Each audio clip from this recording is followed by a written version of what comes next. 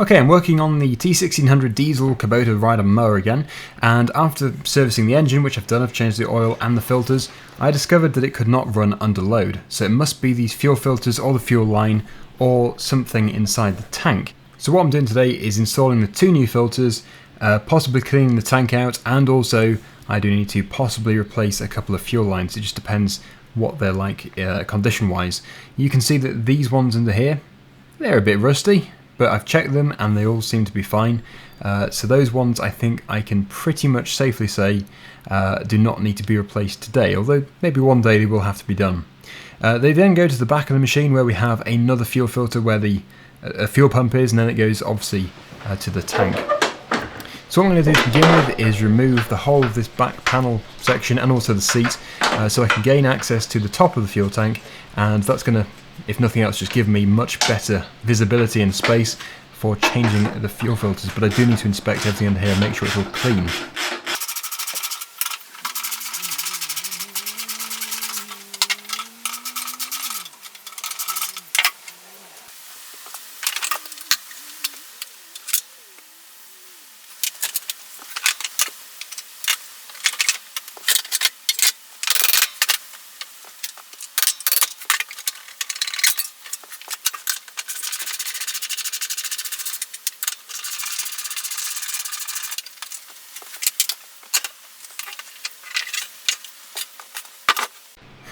What a mess. I can see exactly what's happened here. Over the years, when a bit of fuel has been spilt when refueling, the grass has then got stuck to it when mowing, and it builds up. You can see a spider has made its web here. Ah, here it is now, just wondering why the roof has been taken off its house. Right, so before anything else, let's get this all cleaned up so that no more dirt can enter the tank.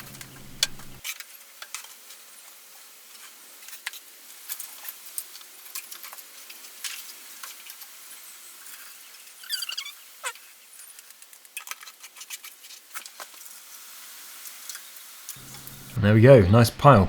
It's also important to clean this out because if it gets on top of the gearbox, it can cause the gearbox to overheat.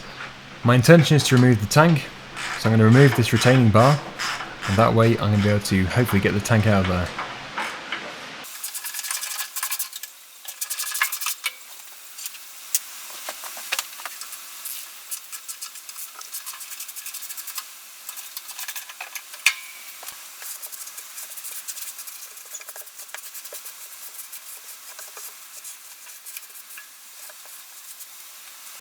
Time to suck the old fuel out of there.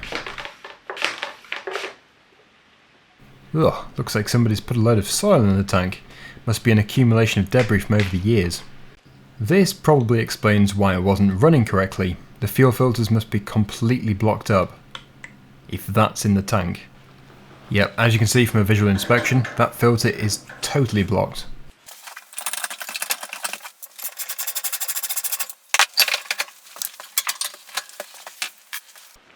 I'm estimating there to be about 5 litres of fuel in there, so let's see if it will run out. Okay, so not a drip is even running through the filter. Take the filter off, and it's flowing well. That filter is totally blocked. No wonder the engine was struggling to run. Under load it was just bogging right down and throwing out black smoke.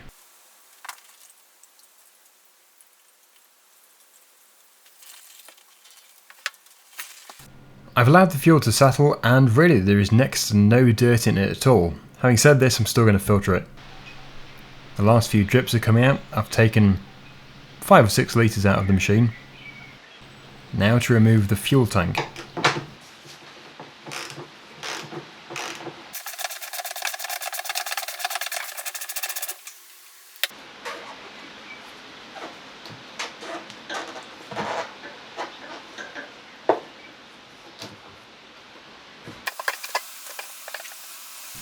As I haven't worked on that many Kubota machines before, I was unfamiliar with how to remove the tanks on these. In the end, after quite a bit of struggling, I did discover one way of doing this. On the back of here, there is actually a removable plate which the fuel tank is mounted on. If you loosen the bolts on this, or in fact remove the bolts, it will make it much easier to then tilt the tank into a much easier position so that you can then lift it out. I did find it will only come out one way.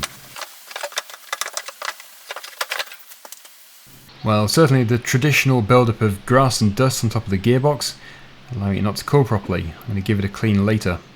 Before I clean the inside of the tank, let's just shake it and see what comes out.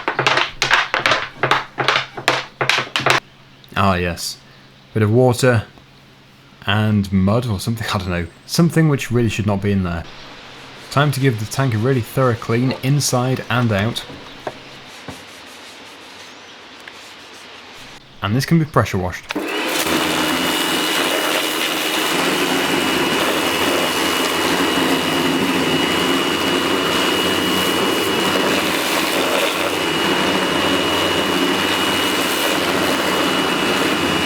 That's much better. This was nothing to do with the machine not running properly, but it is just going to allow it to operate much better in the future, because the last thing you want to do is overheat one of these gearboxes. It can cause no end of problems. This is a good time to give all the moving parts a good spray of grease.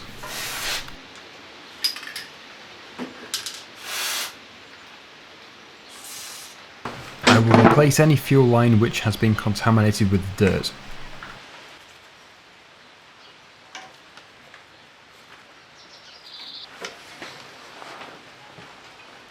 This is the first of two new fuel filters, obviously genuine.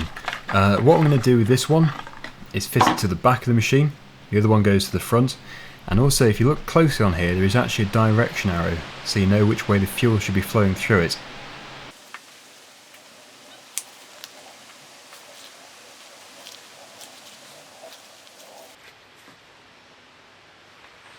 Now the new fuel lines are fitted, it's a good opportunity to put the tank in. Now, as I said before, it does really only go in one way. Tilting it back and then sliding it under is the only way that I could find of doing this. But it did work quite well. There are other brands such as Izeki which literally do just lift out. So they are easier if you want to remove the tank, but this one really wasn't too difficult once I figured out how to do it.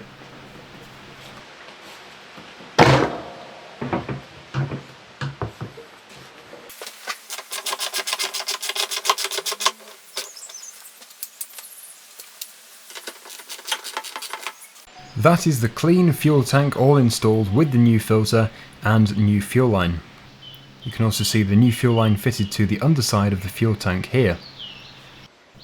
Now it's time to reinstall the retaining bar.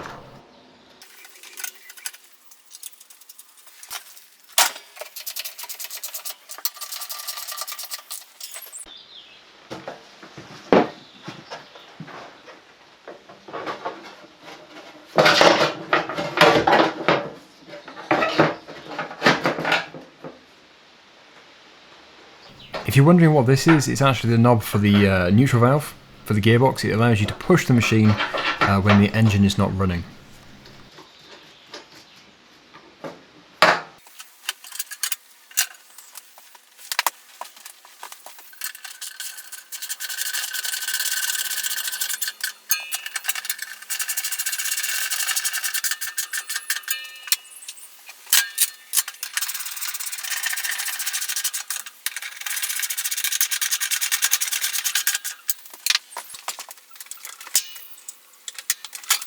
That is everything at the rear of the tractor done. Now I have the very strange situation where I have two fuel filters here. One of them somebody just obviously couldn't be bothered to remove, which is a genuine one.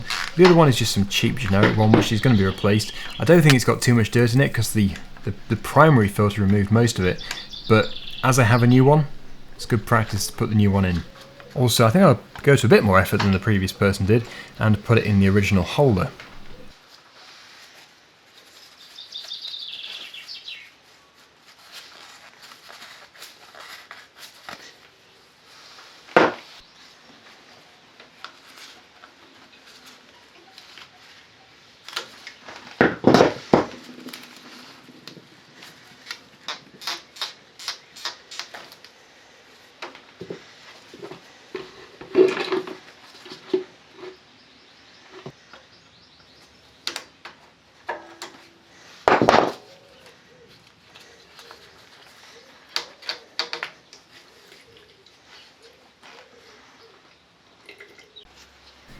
Yep, so it just very simply slides onto the new filter, and then it has a welded nut on the other side of the clip there, so you can just put the bolt through and tighten it onto the engine.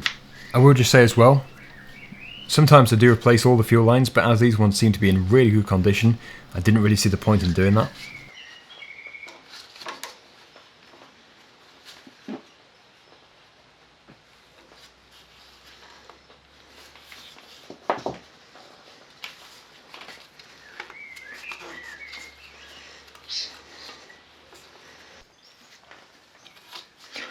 Okay, so that's all done.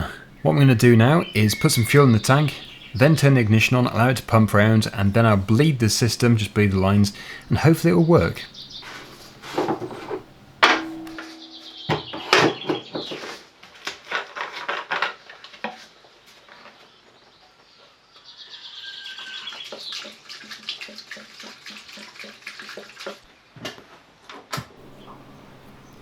So hopefully you can hear it's pumping. You can tell there's air in the system. The pump makes a fairly loud noise.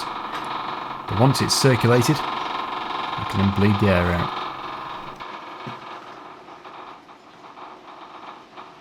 out. All done. Right, let's start it up and give it a drive. And probably go mow a bit of grass as well.